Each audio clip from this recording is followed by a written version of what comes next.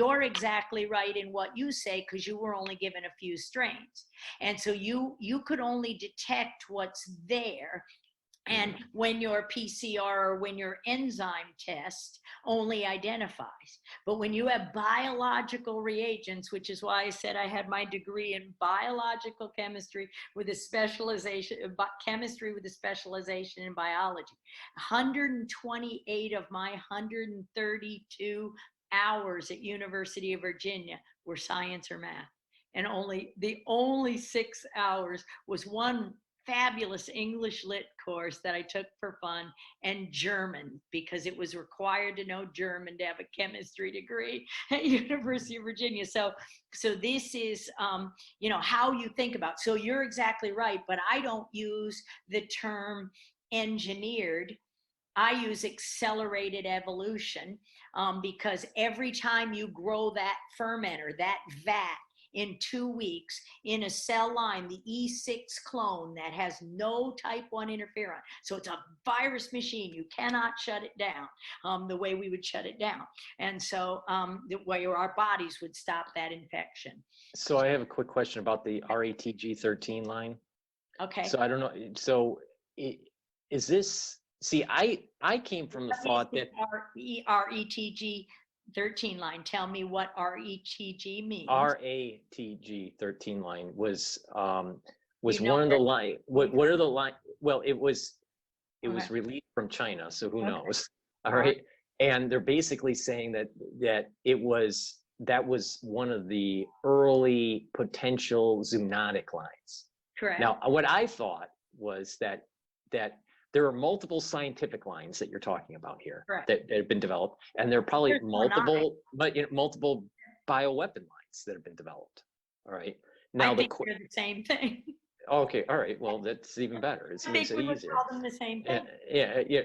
Well, see, what I was thinking is there was a scientific line, and then they spun it off and then gained more function, where it had the ability for multiple receptor. Correct. And that affinity. is absolutely a possibility. Absolutely. So you can't rule that out given the information we're given. Yeah. There's something weird about the RATG 13 line. Right. Because all right. So, but it was released from China, and they were saying that was potentially one of the zoonotic substrates that everything was built off of. If it was either grown in the lab, or if it was restrictive enzymed, or if it was CRISPR'd, whatever. It doesn't really matter. I mean, it was made. So, so my understanding is that Fauci and the organization that he works for, and his whole department, the National Institute of Allergy and Infectious Disease. Correct. They funded this development. Correct. And so that makes him culpable. He knew it was against the law in this country at some point, and he just continued the work and funded it in China, in Wuhan, China. And you follow that paper trail from the papers. The scientific papers have to say who funded it. So one of the people who funded, or one of the NIAID grants, was awarded to the Barrick Lab in North Carolina. And at least one of the grants was awarded to Ian Lipkin at Columbia. And that grant was a $34 million grant that he was awarded literally right after publishing the fraudulent multi-center study in MBio, which, it ended the discussion about XMRVs forever, ended the discussion about the XMRVs forever. $34 million, Center for Discovery. Oh, how nice. Commission fraud, which is why I said that about Science, the journal, and about that paper. And I can explain exactly what happened. Well, what I noticed about the SARS-CoV-2 crisis is that Nature seems to be trying to do a cover-up. They're either retracting papers, or they're promoting papers that are like saying, this is zoonotic. Don't worry about it. This Right. was Correct. just from nature, you know, and Right. all this. And my take on this is that they're trying to cover up the weapons program in China and cover up the weapons program in the United States. And I'm to the point Right. that the people that were involved in this, the Right. high ups, Correct. they need to be investigated, and if Correct. found guilty, should be charged for crimes against humanity.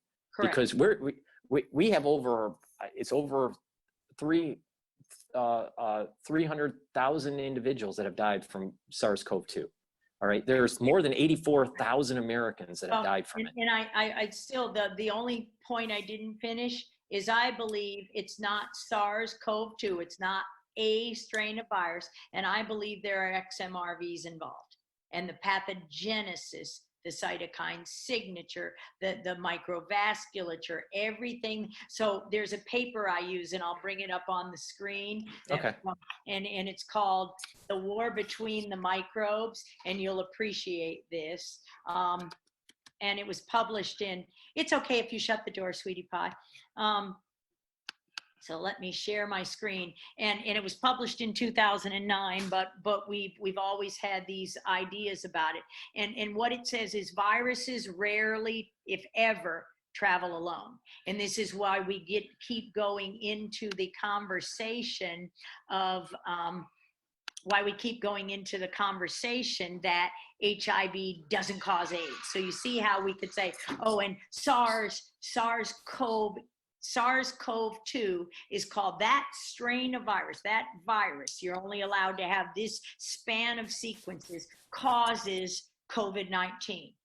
But the clinical data don't support that, and viruses rarely travel alone. So let me show you the shared screen here. So we're dealing with a cornucopia of viruses here. Exactly. So we're dealing with a cornucopia, and they don't want you to know that. So